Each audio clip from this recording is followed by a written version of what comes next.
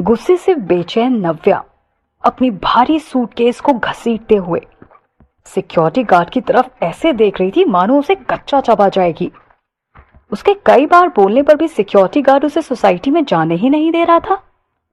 माना कि queen's villa Kolkata की लग्जूरियस सोसाइटी में से एक है, पर वो सिक्योरिटी गार्ड नव्या को किसी हाल में सोसाइटी के अंदर जाने ही नहीं दे रहा था। सिक्योरिटी गार्ड एक ही रट लगाए हुए था, मैडम आप अंदर नहीं जा सकती, इस सोसाइटी में बिना विला ओनर की परमिशन के मैं आपको अंदर नहीं जाने दे सकता, वो भी अक्षय सर के घर पे तो एकदम नहीं मैडम। What's going on? गुस्से से नव्या ने सिक्योरिटी गार्ड के रजिस्टर को जोर से पटका और सोसाइटी के गेट पर जोर से लात मारी। वो किसी की कहां सुनने वाली थी। इंतजार करते करते उसका पेशेंस लेवल अब खत्म हो चुका था और वो चिल्लाने लगी, Akshay open the door, Akshay. Luxurious society, वो भी सॉल्ट लेक में, घर लेने की सबसे बड़ी यही खासियत है कि साउंड प्रूफिंग इतनी अच्छी होती है कि अगर घर में कोई होता भी तो शायद ही उसे नव्या का चिल्लाना सुनाई देता।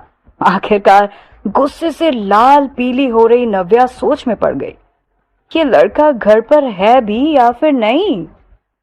घड़ी देखी तो रात के 11 बज चुके थे। काफी रात हो चुकी थी और अक्षय अभी तक घर नहीं आया, तो जरूर वो बाहर कहीं घूम ही रहा होगा। उफ, इडियट अक्षय, क्या करूं मैं तुम्हारा? आखिरकार अक्षय की मॉम को कॉल करने के अलावा अब नव्या के पास कोई और ऑप्शन बचा ही नहीं था। कॉल कनेक्ट होने पर समय लगा क्योंकि मिसेस चोपड़ा गहरी नींद में थी। मिसेस चोपड़ा की कॉल रिसीव करते ही अचानक से नव्या बोल पड़ी, मधु आंटी, क्या आप इस समय सिक्योरिटी गार्ड को बोल देंगी कि मुझे अंदर आने दे? वो isn't opening the door, aunty. और आपका ये नालायक बेटा अक्षय घर पर नहीं है। आई एम सॉरी बेटा, मिसेस चोपड़ा बोली। सॉरी नव्या, मैं इसमें तुम्हारी कोई मदद नहीं कर सकती क्योंकि उस घर में सिवाय अक्षय के किसी को जाने की परमिशन नहीं है। इनफैक्ट उसने मेरा नाम भी रजिस्टर नहीं करवाया है। तुम्हें खुद से कोई सोल्यूशन निकालना होगा।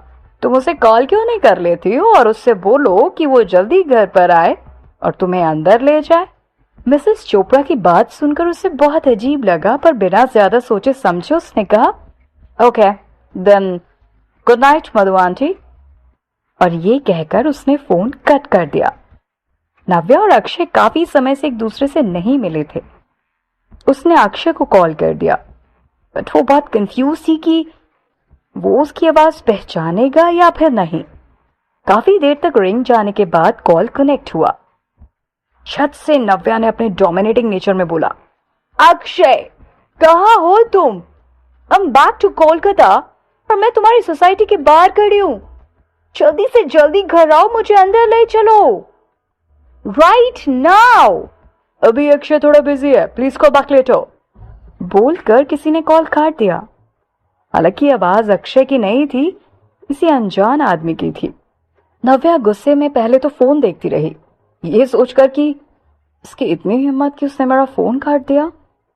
पल भर के लिए तो उसके अंदर गुस्से की आग लग गई थी कि भले ही वो कॉल जिसने भी काटा हो वो अक्षय का असिस्टेंट होगा, लेकिन उसने नव्या का कॉल काटकर उसे नीचा तो दिखा दिया था। वहीं दूसरी तरफ कोलकाता के एक जाने माने पब में अक्षय किसी और के साथ ड्रिंक कर रहा था। उसी बीच एक खूबसूरत सी लड़की उसके करीब आती है और प्यार से उसकी बाहों को पकड़ते हुए कहती है, अक्षय अभी भी ड्रंक्ड हो तुम? इस बार अक्षय वोडका ड्रिंकिंग चैलेंज में जीत गया और उसका ओपोनेंट हार मानते हुए रेस्ट रूम की ओर भागा। आखिरकार उसे इतनी शराब हजम नहीं हुई थी।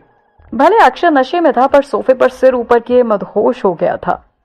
वाणी एक टक उस हैंडसम और स्टाइलिश पर्सनालिटी पर अट्रैक्ट होकर उसे निहारती रही। वो चौड़ी छाती स्टाइलिश पर्सनालिटी ने वाणी को इस तरह से मुग्ध कर दिया था कि उस पर उसका कंट्रोल नहीं रहा। And she said, perfect man, वो भी अक्षय जैसा बहुत मुश्किल है मिलना। अगर मैंने उसका दिल जीत लिया तो मैं सबसे ज्यादा रिच इंसान होगी। मुझे तो सोसाइटी की सिंड्रेला बुलाना भी गलत नहीं होगा। धीरे धीरे वो अक्षय के करीब आती है। उसके दिल की धड़कनें बहुत तेज होने लगती हैं और उसकी खुशी वो बयां नहीं कर सकती। वैसे कहते हैं कि अक्षय की लाइफ में काफी लड़कियां आई हैं और गई भी हैं, पर आज तक कोई भी उसके दिल में जगह नहीं बना पाई। ऐसा बोला जाता है कि जिस दिन लड़की को वो अपने दिल में जगह देगा वो उसका सच्चा प्यार होगा, his one and only one true love.